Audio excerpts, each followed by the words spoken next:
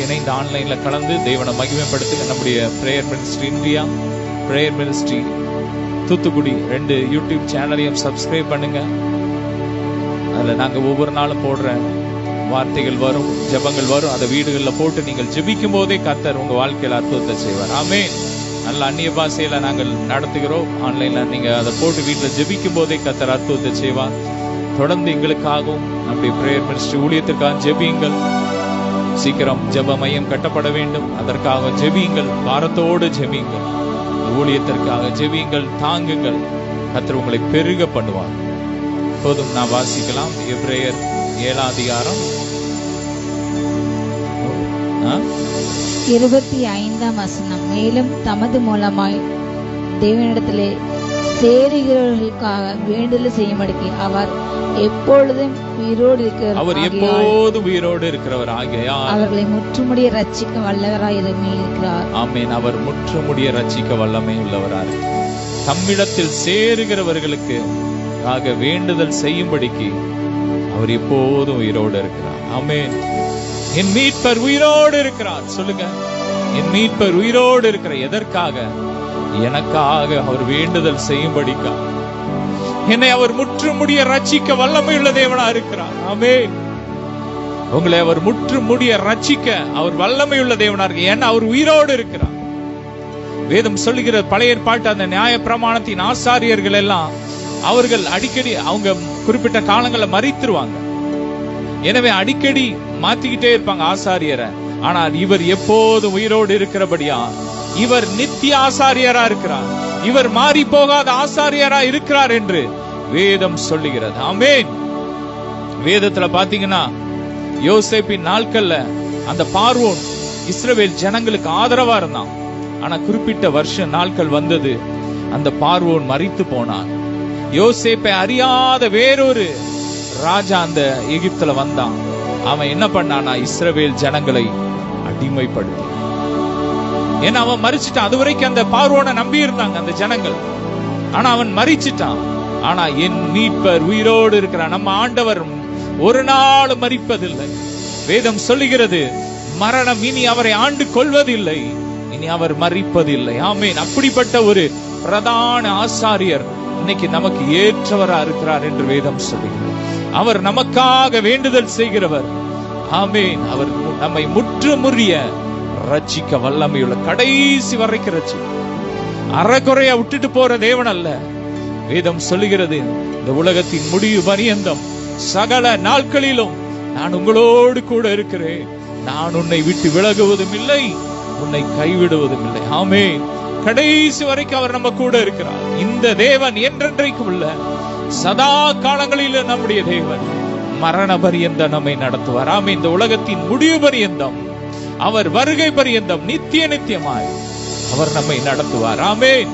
நம்முடைய ஆண்டவர் உயிரோடு இருக்கிற. அந்த உலகத்துல எத்தனையோ பேர் வந்தாங்க, எல்லாருடைய கல்லறையும் மூடியே இருக்குது. ஆனா என் அப்பாவுடைய கல்லறை மட்டும் திறந்து இருக்கு. ஏன்னா அவர் உயிரோடு இருக்கிறார். வேதம் சொல்லுகிறது, மரித்தேன் ஆனாலும் இதோ சதா காலங்களிலும் உயிரோடு இருக்கிறேன் ஏசப்பா சொல்லி இருக்கிறார். ஆமென். அவர் மரித்தது உண்மை. ஏன்னா அவர் கடவுளுக்கு மரணம் கிடையாது. ஆனா நம்முடைய இந்த உலகத்தின் பாவங்களுக்காக ஒரு தேவன் மரிக்க வேண்டும். எனவே தேவன் நமக்காக மரித்தார். ஆனால் அவர் மீண்டும் 3ஆம் நாள் உயிரோடு கூட எழுந்தார். மரித்த கிறிஸ்து இனி மரிப்பதில்லை, மரணம் இனி அவரை ஆண்டு கொள்வதில்லை என்று வேதம் சொல்லுகிறது. அன்பிற்குரியவர்களே, ஒருவேளை சோர்ந்து போயிருக்கலாம். ஐயோ, என்னை ரட்சிப்பதற்கு யார் இருக்கிறார் என்று கதறிக்கொண்டு இருக்கலாம். யோபு கூட கதறினான். எனக்கு ஒரு மத்தியஸ்தர் இருந்தால் நலமா இருக்கும், எனக்காக வேண்டுதல் செய்வதற்கு ஒரு மத்தியஸ்தர் இருந்தால் நலமா இருக்கும் என்று யோபு கருதினான்.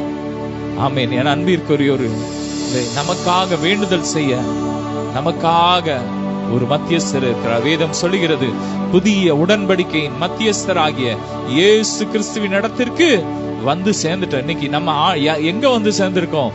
புது உடன்படிக்கையின் மத்தியஸ்தர். நம்முடைய ஆண்டவருக்கு ஒரு பேர் உண்டு. அவர் யார்?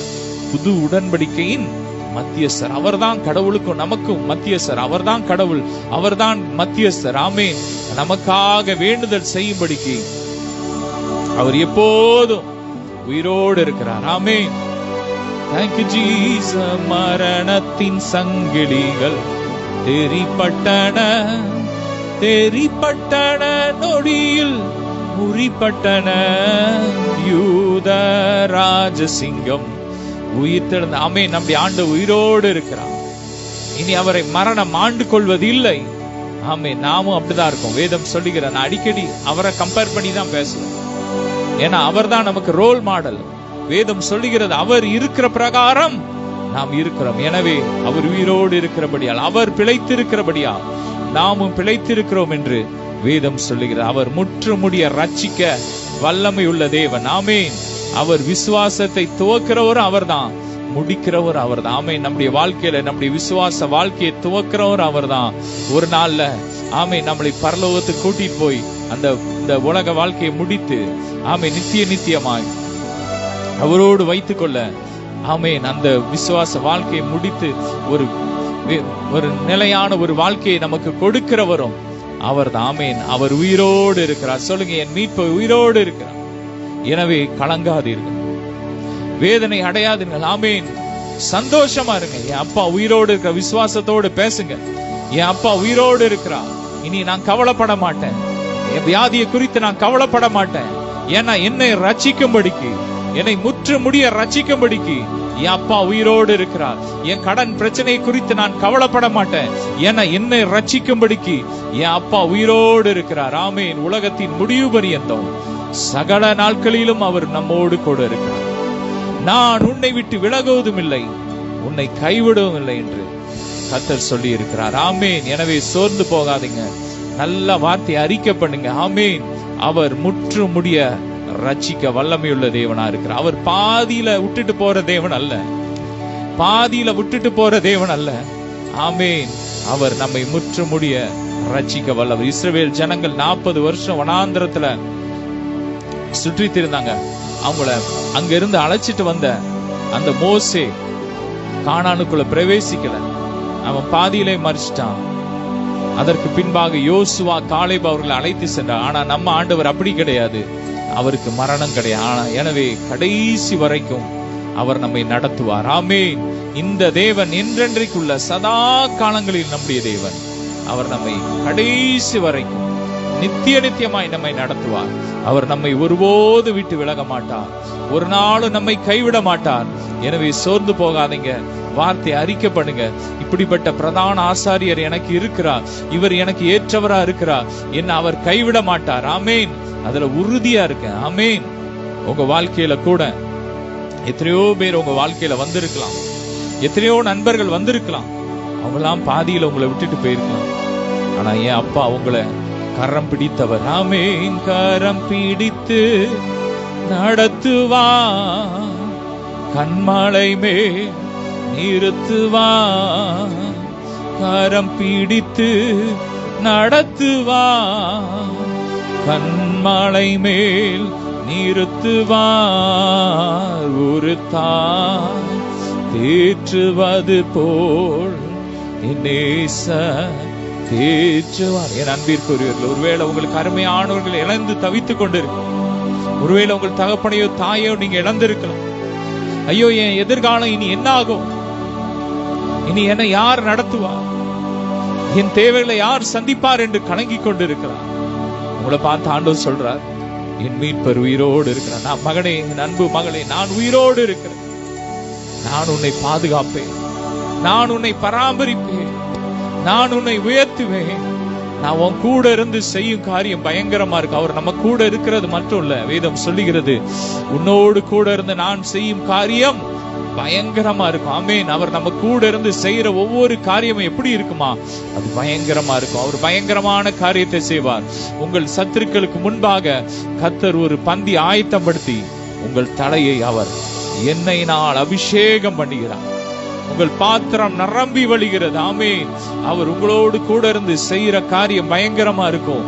உங்க வேலை ஸ்தலத்துல, நீங்க படிக்கிற இடத்துல அவர் உங்களோடு கூட இருந்து செய்யற காரியம் பயங்கரமா இருக்கும். ஒருவேளை வேலை செய்யற இடத்துல ஒருவேளை சத்துருக்கள் உங்களை நெருக்கி கொண்டு இருக்கலாம், உங்கள் ப்ரமோஷனை தடை பண்ணி கொண்டு இருக்கலாம். ஆனா கர்த்தர் இந்த நாள்ல உங்களை பார்த்து சொல்றாரு, நான் உயிரோடு இருக்கிறேன், நான் உன் கூட இருக்கிறேன், நான் உன்னை விட்டு விலகுவதில்லை, உன்னை கைவிடுவது. உன்னோடு கூட இருந்து நான் பயங்கரமான காரியத்தை செய்வேன். உன் வேலையில் இருக்கிற அந்த பிரச்சனையை நான் மாற்றி போடுவேன். உன் கடனை உன்னை விட்டு நான் மாற்றி போடுவேன் என்று கர்த்தர் சொல்லுகிறார். எனவே கலங்காதிருங்கள். தொடர்ந்து வாசிக்கலாம். பரிசுத்தரும் குற்றமற்றவரும் மாசில்லாதவரும் பாவிகளுக்கு விலகினவரும். வாசிக்கலாம். வானங்களில் உயர்ந்தவருமாய் விதமான பிரதான ஆசாரியரை நமக்கு ஏற்றவராய் இருக்கிறார். இப்படிப்பட்ட பிரதான ஆசாரியர் தான் நமக்கு இதுதான் ஏற்றவர். ஆமேன் சொல்லுங்க. ஏசப்பா தான் எனக்கு ஏற்றவர். ஆமேன். அவர் தான் எனக்கு ஏற்ற மணவாளன். சொல்லுங்க. அவர் தான் எனக்கு ஏற்ற துணை. ஓ ராப்ராகாபா. நல்ல துதிங்க துதிங்க துதிங்க துதிங்க. உலகத்தின் செல்வம் நிலையாகுமோ? தீர்ப்புகள் கல்வி அழியாததோ? உலகத்தின் செல்வம் நிலையானதோ? தீர்ப்புகள் கல்வி அழியாததோ? பின்னே நீர் கேட்டீர் இக்கேள்வியை. சொல்லுமா. பின்னே நீர் கேட்டீர் இக்கேள்வியை. பதில் என்ன சொல்வேன்? நீரே போதும். சொல்லுங்க. அப்பா நீங்க போதும் டாடி. அன்பு வாலிப சகோதர சகோதரிகளை உங்களை பார்த்து சொல்றேன். அவர்தான் நமக்கு ஏற்ற துணை. அவர்தான் நமக்கு ஏற்ற ஃப்ரெண்ட். அவர்தான் நமக்கு ஏற்ற துணை. அவர்தான். இன்னைக்கு பாருங்க, அநேக வாலிப சகோதரிகள் சகோதரர்கள் ஏதோ ஒரு துணையை நம்பி, ஒரு ஃப்ரெண்ட்ஷிப்பை நம்பி ஏமாந்துடுறாங்க. வாழ்க்கைய ஏமாத்திடுறாங்க. இன்னைக்கு சிலர் பொல்லாத மனிதர்கள் என்ன பண்றாங்க? நல்ல வார்த்தையை பேசி ஏமாத்தி இன்னைக்கு நிறைய காரியங்கள் கேள்விப்படுறோம். நம்ம நியூஸ்ல கேள்விப்படுறோம். சில பெண்களை ஏமாத்தி ஆசை வார்த்தைகளை சொல்லி என்ன பண்றாங்கன்னா, அவர்களோடு தவறு செஞ்சு, அது மட்டும் இல்ல, அதை வீடியோ எடுத்து அதை அநேகருக்கு கொடுத்து அதை வியாபாரம் பண்ணி வாழ்க்கையை நாசம் பண்ணிடலாம். இப்படிப்பட்ட ஒரு உலக சிநேகம் நமக்கு வேண்டாம். வேதம் சொல்லுகிறது, உலக சிநேகம் தேவனுக்கு விரோதமான பகை. இன்னைக்கு உலகத்தின் சிநேகத்தெல்லாம் குப்பையா எடுத்து போட்டுட்டு, குற்றமற்றவரும் மாசற்றவரும் பாவிகளுக்கு தப்பினவர் விலகினவர், வானங்களில உயர்ந்த ஒரு பிரதான ஆசாரியர், அவர்தான் நமக்கு ஏற்றவரா இருக்கிறார். அவர் வேதம் சொல்லுகிறது, அவர் சீசர்களை பார்த்து சொன்னாரு, இனி நான் உங்களை ஊழியக்காரன் சொல்ல மாட்டேன், என்னுடைய சிநேகிதன் அழைக்கிறேன். ஆமீன். ஏசப்பா அன்னைக்கு உங்களை பார்த்து சொல்றாரு, நீ என் ஃப்ரெண்ட். ஆமீன். ஒரு ஃப்ரெண்டுக்கு தான் இருதயத்தில் உள்ள எல்லாத்தையும் வெளிப்படுத்தும். அதே போலதான் நமக்கு அவர் தம்முடைய எல்லா ரகசியங்களையும் அவர் வெளிப்படுத்துறார். ஆமீன். எனவே அவரை பிடிச்சுக்கோங்க. வாலிப பிள்ளைங்க, அவரை பிடிச்சுக்கோங்க. டாடி நீங்க எனக்கு போதும், நீங்க தான் எனக்கு ஏற்ற துணை. ஒருவேளை நீங்க நினைக்கலாம், அவன் ஏற்ற துணையா இருப்பான், அவ ஏற்ற துணையா இருப்பாளான்னு நினைக்காதீங்க. கடவுள் உங்களுக்காக ஆயத்தம் பண்ணி வச்சிருப்பாரு. அது ஏற்ற வேளையில வரும். நீங்க அவரை பிடிச்சுக்கோங்க. அவருடைய ஃப்ரெண்ட்ஷிப் உங்களுக்கு போதும், அவருடைய உறவு நமக்கு போதும். அவர்தான் உண்மையான தேவன். ஆமீன். அவர்தான் உண்மையான சிநேகிதன். வேதம் சொல்லுகிறது, ஒருவன் தன் சிநேகிதனுக்காக தன் ஜீவனை கொடுப்பதை பார்க்கிலும் வேற ஒரு அன்பு இந்த உலகத்துல இல்ல. ஆமீன். அப்பா மட்டும்தான் நமக்காக உயிரே கொடுத்திருக்கிறார். கடைசி சொட்டு ரத்தத்தை நமக்காக கொடுத்திருக்கிறார்.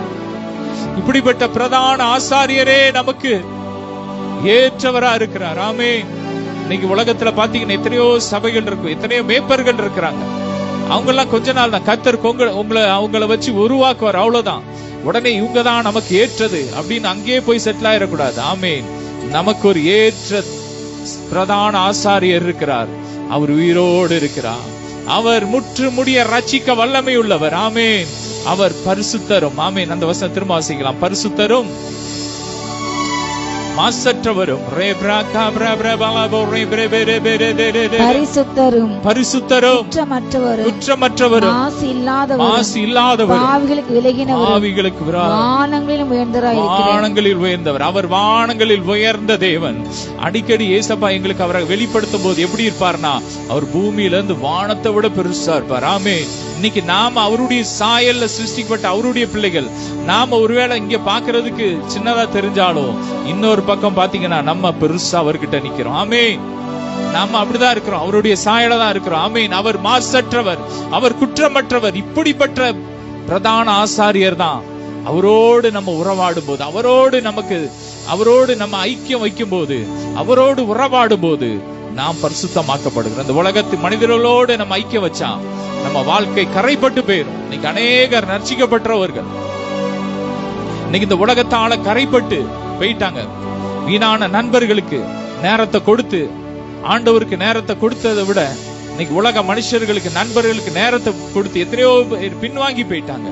ஆனா கடவுளோடு உறவுல இருந்தவன் ஒரு நாளும் பின்வாங்கி போகல. ஆமீன். மோசே ஒரு தேவ மனுஷன், ஒரு பெரிய தீர்க்கதரிசி. வேதம் சொல்லுகிறது அவனை போல ஒரு பெரிய தீர்க்கதரிசி இதற்கு பின்னாக முன்னாக வரவே இல்லைன்னு சொல்றாங்க. அப்படிப்பட்ட அந்த தீர்க்கதரிசியுடைய பிள்ளைங்க அந்த ஸ்தானத்துக்கு வரல. ஆனா ஆண்டவருடைய சமூகத்துல காத்திருந்த, ஆமென், ஆசரிப்பு கூடாரத்தை விட்டு விலகாம இருந்த அந்த பிரதான அந்த யோசுவா அந்த வாலிபன், ஆண்டவருடைய சமூகத்திலே இருந்த அந்த யோசுவா, ஆண்டவரோட உறவுல இருந்த யோசுவா, அவன் தான் இன்னைக்கு மோசேக்கு பிறகு அந்த பட்டத்துக்கு வந்தான். கானானுக்குள்ள பிரவேசித்தான். இஸ்ரவேல் ஜனங்களை வழி நடத்தினான். என் அன்பிற்குரியவர்களே, அவரோடு நம்ம உறவு வைக்கும் போது, அவரோடு உறவாடும் போது நாம் மாசற்றவர்களாக மாற்றப்படுகிறோம். நாம் குற்றமற்றவர்களாக மாற்றப்படுகிறோம். நாம் பாவிகளுக்கு விலகப்படுகிறோம். ஏன்னா அவர் பூமியில வாழ்ந்த நாட்கள்ல பாவிகளுக்கு விலகினார். பாவிகளோடு அவர் ஐக்கியம் வைக்கல. பாவத்துல இருந்து மனம் திரும்பினவங்களோட ஐக்கியம் வச்சிருந்தார். பாவத்துல கிடக்கிறவன்ட்ட போய் ஐக்கியம் வச்சு அவங்களோடு சேர்ந்து அவங்க பாவத்துல இருக்கல. அவர் பரிசுத்தமான ஒரு வாழ்க்கை வாழ்ந்தார். ஆமீன். அவர் குடும்பத்தோடு கூட ஐக்கியம் வைக்கல. ஏன்னா அவங்கெல்லாம் முழுசா வரல. ஒரு இடத்துல கூட அவர் சொல்றார், யார் என்னுடைய தாய், யாருடைய என்னுடைய சகோதரன். சீசர்களை பார்த்து சொல்றார், என் பிதாவின் சித்தத்தின்படி செய்கிறவனே எனக்கு தாயும் சகோதரனுமா இருக்கிறான். அவனோடு தான் என் ஐக்கியம். ஆமென். தேவனோடு, தேவ பிள்ளைங்களோட தான் ஐக்கியம். அது யாரா இருந்தாலும் சரி, அந்த ஐக்கியம் நமக்கு தேவையில்ல.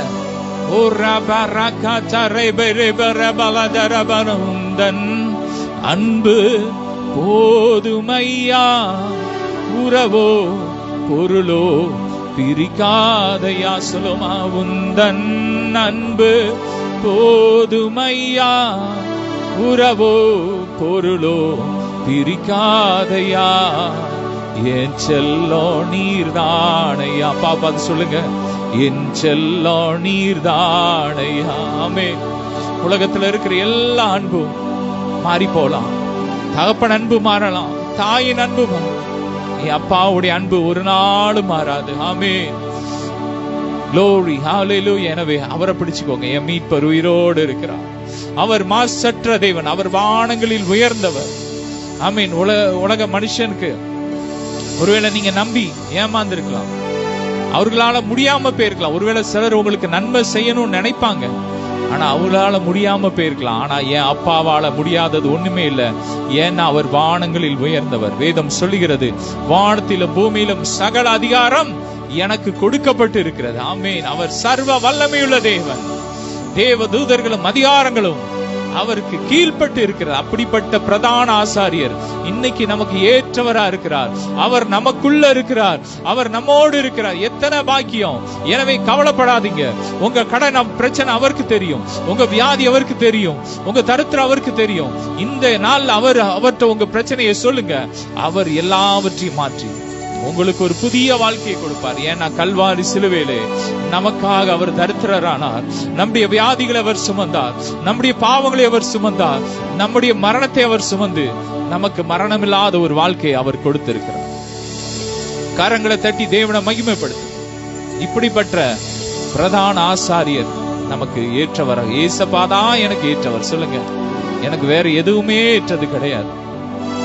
ஒருவேளை திருமணம் ஆனவர்கள் எப்படி இருக்கணும் என்று வேதம் சொல்லுகிறது, நீங்கள் திருமணம் ஆகாதவர்கள் போல. ஆமென். அப்படிதான் இருக்கணும். ஆனா நம்மளுடைய ஏற்ற துணை அவர்தான். தொடர்ந்து வாசிக்கலாம். அவர் பிரதான ஆசாரியர்களை போல முன்பு சொந்த பாவங்களுக்காகவும் பின்பு ஜனங்களுடைய பாவங்களுக்காகவும் நாடோறும் பலியிட வேண்டுவது இல்லை. ஏனெனில் தம்மை தாமே பலியிட்டதினாலே இதை ஒரே தரம் செய்து முடித்தார். அல்லேலூயா. இந்த பிரதான உலகத்துல இருந்த பழைய ஏற்பாட்டு நாட்கள்ல பிரதான ஆசிரியர்கள் என்ன பண்ணுவாங்கன்னா, முதலாவது அவங்க பாவத்திற்காக அவங்க பலி செலுத்துவாங்க. ஏன்னா வேதம் சொல்லுகிறது, நல்லவன் ஒருவனும் இல்லை. ஆமென். அவங்க பாவத்திற்காக பலி செலுத்துவாங்க, திரும்ப ஜனங்களுடைய பாவத்திற்காக பலி செலுத்துவாங்க. ஆனா எனவே தினமும் பலி செலுத்திட்டே இருப்பாங்க. ஆனா ஏசப்பா வந்து ஒரே பலியா, ஆமேன், தன்னையே பலியா கொடுத்துட்டாங்க. ஆமேன். எனவே இனி அந்த பலி நிப்பாட்டப்பட்டு இனி யாரும் பலி செலுத்த தேவையில்லை. ஆடு ரத்தமோ கோழியோ ஆடையோ மாடையோ பலி செலுத்த தேவையில்லை. ஏன்னா ஒரே பலியாக அவர் தம்மையே ஒப்பு கொடுத்துட்டார். பழுதற்ற பலி. ஆமேன். அவரில் பாவம் இல்லை. அவர் மாசற்றவர், அவர் குற்றமற்றவர், அவர் வானங்களில் உயர்ந்தவர், அவர் பாவிகளுக்கு விலகின தேவன். அப்படிப்பட்ட ஒரு பரிசுத்த ரத்தம் நமக்காக சிந்தப்பட்டிருக்கிறது. ஆமீன். எனவே இனி வேற பலி செலுத்த தேவையில்ல. இயேசுவேன்னு கூப்பிட்டா போதும். அவருடைய ரத்தம், வேதம் சொல்லுகிறது, இயேசு கிறிஸ்துவின் ரத்தம் சகல பாவங்களையும் நீக்கி நம்மை சுத்திகரிக்கும். ஏசப்பாட்ட வந்து, ஏசப்பா நான் அறிந்து மறியாமல் செய்த ஒவ்வொரு பாவங்களையும் உங்க ரத்தத்தால கழுவுன்னு சொன்னா போதும், உடனே கழுவிடுவா. இனி பாவத்தின் நிமித்தம் நீங்க ஒரு கிரயத்தை செலுத்த தேவையில்ல. இனி நீங்க எங்கேயோ கால்நடைய நடந்து போக தேவையில்ல. உங்களை குத்திக்கிட நீங்க தேவையில்ல. நீங்க உங்களை வருத்தப்படுத்த தேவையில்ல. நீங்க உங்களை வேதனைப்படுத்த தேவையில்ல. ஏன்னா கல்வாரி சிலுவையில் அவருடைய சரீரம் நமக்காக கிழிக்கப்பட்டு இருக்கிறது, நொறுக்கப்பட்டு இருக்கிறது. அந்த சரீரத்திலிருந்து வழிந்து ஓடின அந்த ரத்தம், அந்த பரிசுத்த ரத்தம், இயேசு கிறிஸ்துவின் ரத்தம் சகல பாவங்களையும் நீக்கி நம்மை சுத்திகரிக்கிறது. நீங்க ஏசப்பான்னு கூப்பிட்டா போதும். தொடர்ந்து வாசிக்கலாம். நியாயப்பிரமானது பலவீனமுள்ள மனுஷர்களே பிரதான ஆசாரியராக ஏற்பட்டுகிறது. நியாயப்பிரமாணத்துக்கு பின்பு உண்டான ஆணையோட விளங்கிய வசனமோ என்றென்றைக்கும் பூரணரான குமாரனை ஏற்பட்டுகிறது. என்றென்றைக்கும் பூரணரான குமாரன், என்றென்றைக்கும் அவர் பூரணமா இருக்கிறார். ஆமென். பழைய ஏற்பாட்டுல பாத்தீங்கன்னா அது பூரணம் இல்லாத ஒரு காரியத்தை பிரதான ஆசாரியர் எல்லாம் ஏற்படுத்துச்சு பழைய. ஏன்னா நியாயப்பிரமாணம் பூரணமானது கிடையாது. ஆனா புது உடன்படிக்கையின் ரத்தம், இயேசுவின் ரத்தம் என்றென்றைக்கும் பூரணமான தேவகுமாரனை உண்டாக்கி இருக்கிறது. ஆமென். இப்ப நம்முடைய ஆண்டவர் என்றென்றைக்கும் அவர் பூரணமா இருக்கிறார். என்றென்றைக்கும் பூரணமா. இன்னைக்கு அவருடைய ரத்தத்தால் கழுவப்பட்ட, அவருடைய ஆவி அபிஷேகத்தை, ஆவி நிறைவை பெற்ற நாம் எப்படி இருக்கிறோம்னா, ஒண்ணு, ஆமென், கொலோசியர் சொல்லுகிறது 1ஆம் அதிகாரத்தில் சொல்லுகிறது, நாம் எப்போதும் நாமும் பூரணம் உள்ளவர்களா இருக்கிறோம், அவரை போல இருக்கிறோம். ஆமென். பழைய பாட்டு நாட்கள்ல அந்த ஆட்டு ரத்தம், மாட்டு ரத்தத்தினால பலி செலுத்தப்பட்டு பாவ நிவிருத்தியை பெற்ற அந்த ஜனங்கள், இஸ்ரவேல் ஜனங்கள் வழுகி போன ஒரு இருதயத்தை உள்ளவங்களா இருந்தாங்க. கொஞ்ச நாள் நல்ல ஆண்டவருடைய வார்த்தையில நடப்பாங்க, அப்புறம் சோரம் போயிருவாங்க, வேற விக்கிரகத்தை பின்பற்றி போயிருவாங்க. ஆனா புதிய ஏற்பாட்டுல அப்படி கிடையாது. நம்முடைய ஆண்டவர் நிலையான தேவன், அவர் என்றென்றைக்கு பூரணமா இருக்கிறார். எனவே அவருடைய பிள்ளைகளாகிய நாம் என்றென்றைக்கு நிலைத்திருக்கிறோம். ஆமை, நாம் எப்போது நிலைத்திருப்போம். வேதம் சொல்லுகிறது, என் மாம்சத்தை புசித்து என் ரத்தத்தை பானம் பண்ணி இருக்கிறவன் என்னில் நிலைத்திருக்கிறான். அவன் எப்போது உயிரோடு இருக்கிறான். அவன் மரணத்தை எப்போது ருசி பார்ப்பதில்லை என்று வேதம் சொல்லுகிறது. ஆமென். வனாந்திரத்திலே மோசேயின் மூலமாய் கொடுத்த அந்த அப்பத்தை புசித்தவர்கள் மரித்தார்கள். ஆனா வேதம் சொல்லுகிறது, என் மாம்சத்தை புசித்து என் ரத்தத்தை பானம் பண்ணுகிறவன் என்றென்றைக்கும் பிழைத்திருக்கிறான். ஆமென். தொடர்ந்து வாசிக்கலாம். ஆமென். ரீப்ராக்கா நல்ல துதிப்போம். ரீப்ராபா, நம்முடைய ஆண்டவர் உயிரோடு கூட இருக்கிறார். நம்முடைய ஆண்டவர் உயிரோடு இருக்கிறார். அவர் எப்போது பூரணமா இருக்கிறார். அவர் பரிசுத்தமா இருக்கிறார். எனவே அவரோடு இணைந்து இருக்கிற நாம் எப்போது பரிசுத்தமா தான் இருப்போம். வேதம் சொல்லுகிறது, நாம் தேவனால் பிறந்த எவனும் பாவத்துல நிலைச்சிருக்க மாட்டான். ஒருவேளை சில தவறுகள் செய்ய சூழ்நிலை வரலாம், ஆனா அதுல நீங்க நிலைச்சிருக்க மாட்டீங்க. உடனே இயேசுவின் ரத்தம் உங்களை வெளியே கொண்டு வந்துடும். ஆமென். ஒரு ஆடு இருக்கு, ஒரு பன்னி இருக்கு, ஒரு சகதியில விழுந்துச்சுன்னா அது அப்படியே விழுந்து கிடக்கும். ஆனா ஒரு ஆடு தெரியாம விழுந்துச்சுனாலும் உடனே அது வெளியே அதை சேட்டை தட்டிட்டு வந்துடும். அப்படிதான் நம்ம பிள்ளைங்க. இந்த உலகம் நம்ம தொட முடியாது. இந்த உலகத்துல இருக்கிற அசுத்தங்கள், உலகத்துல இருக்கிற குப்பைகள், உலகத்துல இருக்கிற தரித்திரம், இந்த வியாதியில மரணம் எல்லாம் நம்மள தொட முடியாது. ஏன்னா நான் உன்னதத்துல நம்ம அவரோடு கூட உட்கார்ந்து இருக்கோம். Thank you Jesus. Re bra bra bala bo re bala tar alla tudinga re baraka bara bala bare bala ba masatra tambudiram எனக்காக சிலுவையிலே மனதார அடித்தவரை மனநோக செய்தேனே. அப்படியே ஒப்பு கொடுங்க. அப்பா, எத்தனையோ நேரத்துல உங்களை மனநோக செஞ்சிருக்கோப்பா, உங்களை வேதனைப்படுத்தி இருக்கோம். நான் வேத வாசிக்காம ஜெபிக்காம உங்க பிரியலாம வாழ்க்கை வாழ்ந்து மாசற்ற ரத்தத்தை எங்களுக்காக சிந்தின உங்களை நாங்க மனமடி உண்டாக்கிறோம். ஒரு விஷயம் மன்னிங்க, என்ன உங்க ரத்தத்தால கழுவுங்க அப்பா. நீர் தான் எங்க பிரதான ஆசிரியர். என் நம்பிக்கை நீங்க தான். இன்னைக்கு எத்தனையோ பேர் இருக்காங்க கிறிஸ்தவர்கள், ஆடி மாசத்துல கல்யாணம் வைக்க மாட்டான். ஏன்னா நம்பல, கடவுளை நம்பல, உலகத்தை நம்புறான், ஜோசியக்காரனை நம்புறான், குறி சொல்ற பிசாசை நம்புறான், கடவுளை நம்பல, நாள் பாக்குறான். ஆண்டவர் எவ்வளவு வேதனைப்படுவார். ரத்தத்தை அசுத்தம் தள்ளிட்ட அந்த நிமித்தம் உனக்குள்ள பிசாச நீ இடம் கொடுத்து வாசலை திறந்துட்ட. ஏன்னா உன் வீட்டுல வியாதி. ஆனா இன்னைக்கு நீங்க ஏசப்பாட்ட ஒப்பு கொடுக்கும் போது ஏசப்பா உங்க வாழ்க்கையில வந்து அந்த பிசாச அடிச்சு துரத்திட்டு உங்க வீட்டுல சமாதானத்தை, நித்திய சமாதானத்தை, நிரந்தர சமாதானத்தை, நிரந்தர விடுதலையை கொடுக்க போறாரு. இனி கிறிஸ்தவங்க எல்லாம் ஒரு முடிவு எடுங்க. நான் இனி கல்யாணம் வச்சா செவ்வாய்க்கிழமை தான் எங்க வீட்டுல வைப்போம், நல்ல காரியங்கள்லாம் செவ்வாய்க்கிழமை, சனிக்கிழமை, ஆடி மாசத்துல வைப்போம். அப்படி முடிவெடு. எல்லா நாட்களும் நல்ல நாட்கள். ஓ, வருஷத்துல ஜனவரியில இருந்து டிசம்பர் வரைக்கும் ஒவ்வொரு நாளும் நல்ல நாள். திங்கள்ல இருந்து ஞாயிற்றுக்கிழமை வரைக்கும் எல்லா நாளும் நல்ல நாள். நம்ம அப்பா நம்ம கூட இருக்கும் போது எல்லாம் நல்ல நாள் தான். முழு நம்பிக்கையை சிலுவை மேல வைங்க. சிலுவையில அவர் ரத்தம் சிந்தின அந்த ரத்தத்துல இருந்தா, சிலுவையில பட்ட பாடுல இருந்தா எனக்கு ஆசீர்வாதம் வருதுன்னு சொல்லி உங்க நம்பிக்கை அவர் மேல வைங்க. உங்களை அப்படியே ஒப்பு கொடுங்க. அப்படியே ஜெபிக்கலாம். அப்பா மன்னிங்க, அறிந்து அறியாம செய்த பாவங்களை மன்னிங்க. உங்களை நம்பாம அப்பா எதெல்லாமோ நம்பி இருந்த எல்லா பாவங்களையும் மன்னிங்க. அறிந்து அறியாமல் செய்த பாவங்களை மன்னிங்க. ரத்தத்தால கழுவுங்கப்பா. சுத்திகரிங்க, சுத்திகரிங்க, சுத்திகரிக்க அபிஷேகம் இறங்கட்டும். நீரே உயிரோடு இருக்கிறதே, நீர் தான் எங்களை முற்றுமுடிய ரட்சிக்க வல்லவர் அப்பா. இனி நாங்கள் உண்மையே சார்ந்திருப்போம், உண்மையே நம்பி இருப்போம்ப்பா, உம்மோடு இருப்போம்ப்பா. நீரே தஞ்சம், நீரே கோட்டை, நீங்க தான் எல்லாம், நீங்க தான் எங்க செல்லம்ப்பா. நீர் எங்களுக்கு போதும், நீர் எனக்கு போதும் ரே பிரபரப, நீர் எனக்கு போதும் ரே பிரபரபரப, இப்போதும் எப்போதும் நீர் எனக்கு போதும். ஒவ்வொருவரையும் ஆசீர்வதிக்கிறோம். ஒவ்வொருவர் மேல உங்க மகிமை இறங்கட்டும், மகிமை ஐஸ்வர்யம் இறங்கட்டும். எல்லா கட்டுகள் உடையட்டு, எல்லா சாபங்கள், தரித்திரங்கள், வியாதிகள் ஓடட்டும். பிசாசுக்கு ஒருவேளை இடம் கொடுத்திருந்தான், இப்போது அவங்கள மன்னித்து அந்த பிசாசு அடிச்சு வரட்டுங்க. இயேசுவின் ரத்தத்தை ஊத்தி எரிக்கிற அந்த பிசாசெல்லாம் ஒவ்வொரு வீடுகளை விட்டு, ஒவ்வொரு திருமண வாழ்க்கையை விட்டு வெளியேறு. உனக்கு அதிகாரம் கிடையாது. நாங்க ஏசப்பாவுக்கு சொந்தம். ஆமென். மகிமை இறங்கட்டும், மகிமை இறங்கட்டும், மகிமை இறங்கட்டும். ஒவ்வொரு வீடுகளுக்குள்ள தேவ மகிமை இறங்கட்டும், தேவ பிரசன்னம் இறங்கட்டும், தேவ தூதர்கள் இறங்கட்டும். ஒவ்வொருவரையும் ஆசீர்வதிக்கிறோம். ரத்தத்துல மூடி மறைச்சுக்கோங்க. தொடர்ந்து உங்க பிரசன்னத்திலே பாதுகாத்துக்கோங்க. எல்லா கன மகிமை உமக்கே செலுத்துகிறோம். இயேசுவின் மூலம் பிதாவே, ஆமென். ஹல்லேலூயா. God bless you.